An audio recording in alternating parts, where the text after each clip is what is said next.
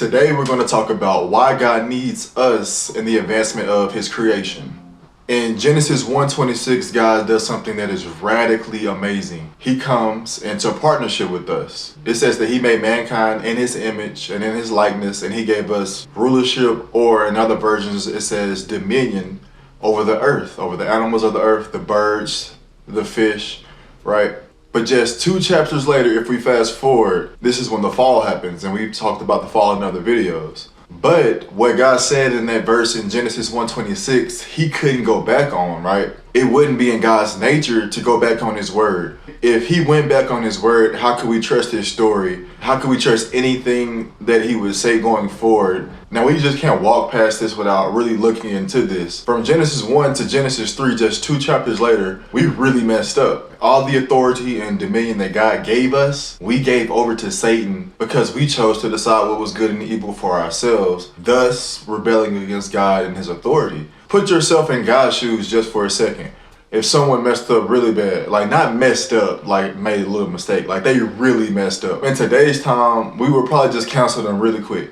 Have nothing to do with them. You messed up. I don't got nothing else to say about you. But God didn't do that. God didn't do that. And this is something that we can learn from God, I think, in this situation right here. God figured out another way to be able to go around and work around to restore us back to him. He doesn't just throw us away and counsel us out. So in just 2 chapters right here, God is in a dilemma. Like, he's in a pretty sticky situation. He has to figure out how can he get authority back to mankind without going back on his word, because if he goes back on his word, everything that he's done, set up, will go to shambles, because we wouldn't be able to trust him if God decided, I take that back, I don't want to do that anymore, we're going to do it this way. You have to have trust in order to even have a relationship. So what can God do in this situation? Well, I think the original plan, his plan was always humanity. His whole plan was always mankind. But now things are just a little bit more complicated. Remember, heaven and earth all coincided with each other. He was able to reign from heaven and still be with his people here on earth. Nothing hindered their relationship. But once they got severed, he still needed us. But now he has to do this a different type of way. He has to find somebody who wants to work for him and who willingly wants to do it. So in order for God's will to go out through the earth, he has to find someone who is obedient, who is humble, and who wants to listen to him and carry out his word. Without that,